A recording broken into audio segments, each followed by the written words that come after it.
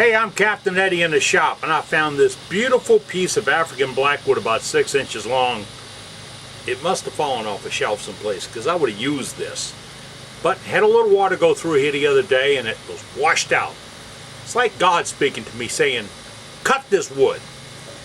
Okay, so I'm going to go ahead and make a finial. Now this is going to be a finial sort of like what Cindy Droza does in her really great video about embellishments and finials, and I think you will really like this. So I'm going to take a few minutes and show it to you. All you got to do is... Let's give it a start. I use my stibe center. This is a 5/8 inch stibe center with a spring-loaded tip. See, it pops in and out. Now I hold this in my spigot jaws. Don't tell me you shouldn't do this because it's only so I can rough this thing in. Been doing it this way for a long time and it works really well. Hold it in my spigot jaws. You're going to take my 1-inch square piece of blackwood that I found on the floor in the shop. I'm going to bring my tailstock up to it. Yeah, and then I'm just ballparking where this is going to fit on the piece. I spin it a couple of times until I get it where I want it. I can draw all the X's I want. I can't hit the spot anyway, so this is the way I'll center it up. I'll spin it when it looks pretty good, then I'll tighten it up. Now, when you tighten up the tailstock on this, the stibe center digs into the end. If you can see in this picture, the teeth are dug into the end. That's what holds it. Then I get my roughing gouge. I'm going to show you how to sharpen this in a minute. It's really sharp. Right off a grinder. Got teeth on it. That's what this is made to do. I'm going to spin it up to about 1800 RPMs. Now all I did was knock the corners off. You see, this is what I want for its next step. I take the stibe out. You see how I've only got the corners knocked off. I put it in my profile spigot jaws. I bring it up. Now I don't want to force where it's going to fall for that center. I want to go there and then I'm going to tighten it up. My daddy always told me that there's 2 holes in the chuck for one reason. So you tighten on both sides and that way you don't have any slack in it. Same thing with the Jacobs. All 3 holes get used. Don't know if he was right, but I haven't had a piece come out yet.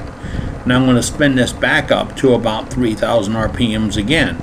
Again, I'm going to do it with my really sharp gouge. Now you see these blackwood shavings? These are like gold if you're doing bowl repairs, infills, you like to fill in cracks. How do I save them? Here it is.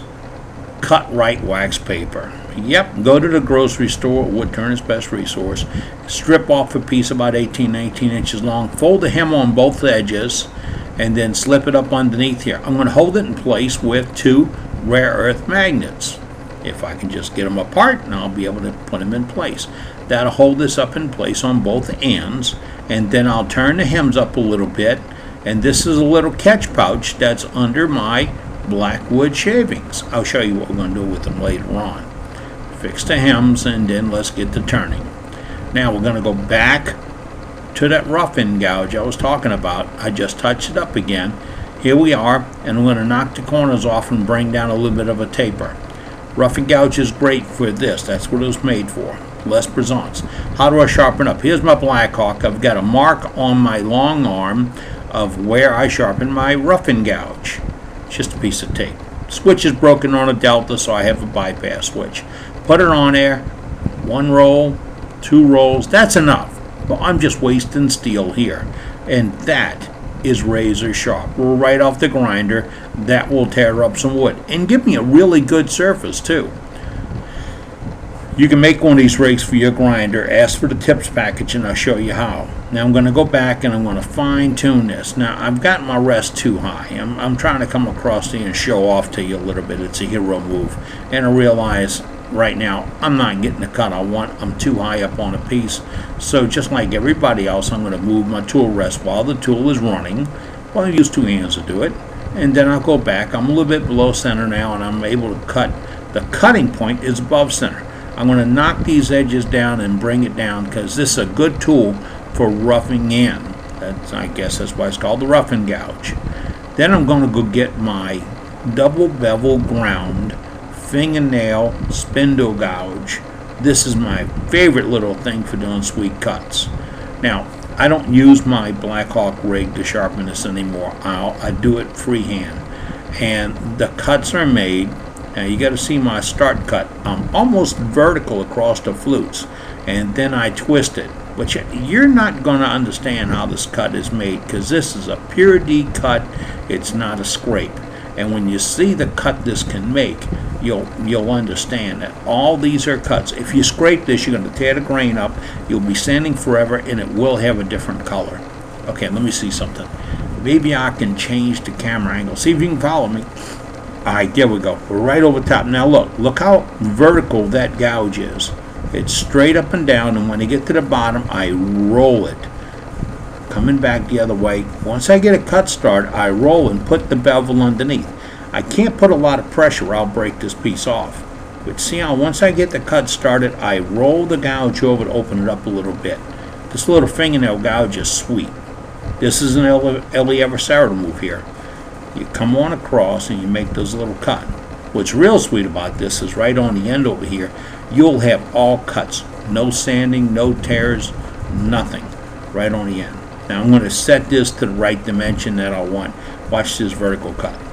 Right down, that's a cut. Look how polished that is. You're rubbing a bevel. It's going to close the pores, seal this up. It's going to be nice. I don't want round corners here. I want sharp, straight edges. Come off the top. Here you go. Look. That's a good cut, huh? There's no sanding needed on that knob. In a minute, I'll show you how to dress that knob off without the center, just before we put the steady rest on. Here we go. We're back up on top here. We're going to put a little bit of sanding wax on 320 grit and clean up that very end. See, there's no tool marks on that. No scrapes, no tears, anything.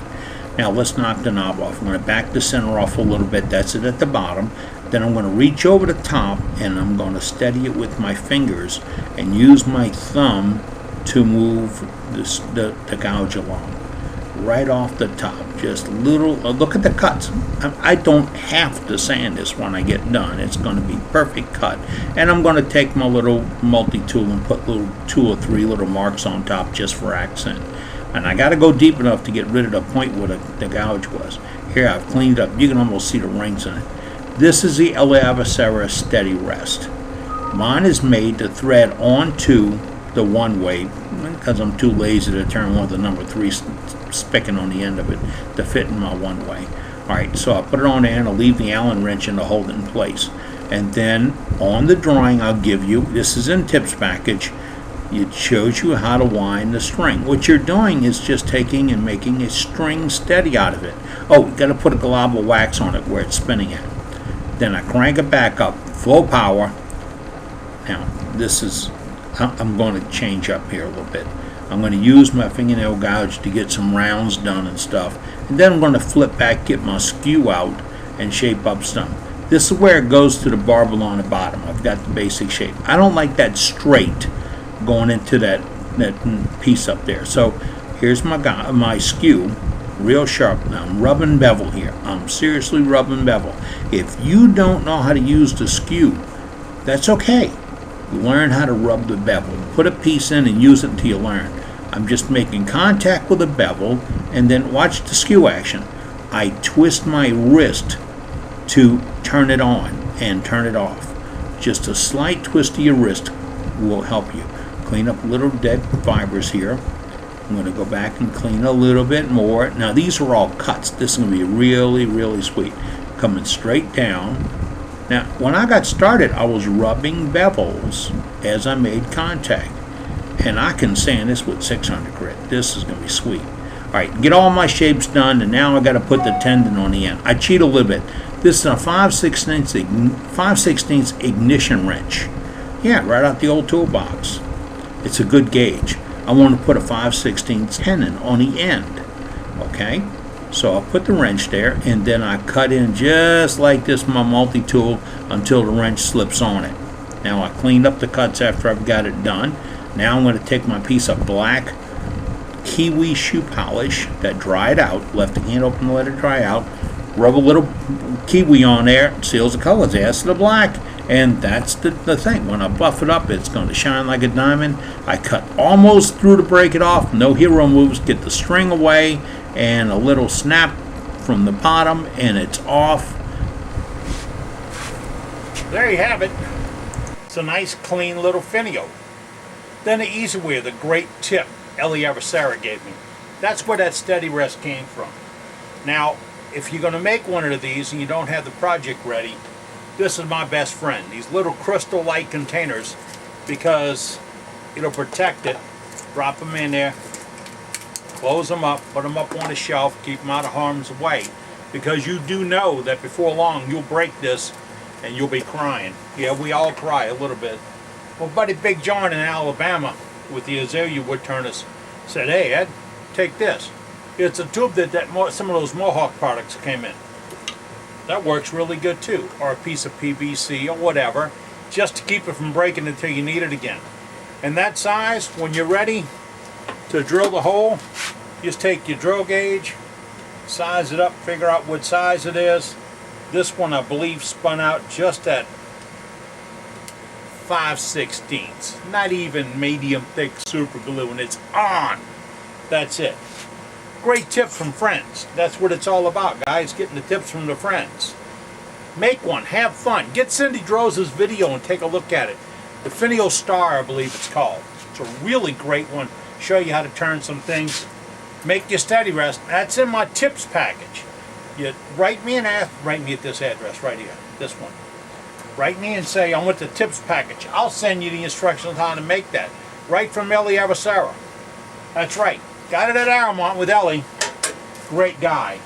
Oh, yeah, and by the way, now you take your blackwood shavings, African blackwood shavings, when you split that pecan bowl or that walnut bowl or that black locust bowl and you're looking to put it back together again, take this to your coffee grinder or your blender. Okay, let me back up. When your wife is at the mall, first step, then take this into your coffee grinder or your blender or your little mixer or something, or just grinding. It's more fun in the kitchen. You make a powder out of it. It's dry as can be. Add it to the epoxy, and that fills holes, and it's real wood, and it's real fine, and you'll like it. Well, that's all I got today. That's it. I'm Captain Eddie Castelin. I'm making shavings. I don't know what you're doing, but I'm making shavings. Now, we got to make a bowl. And next time, we go thinner. Yeah, and a little more bulb down here. You know, every time you make one, you're going to find a way to make it better. All you got to do is make it.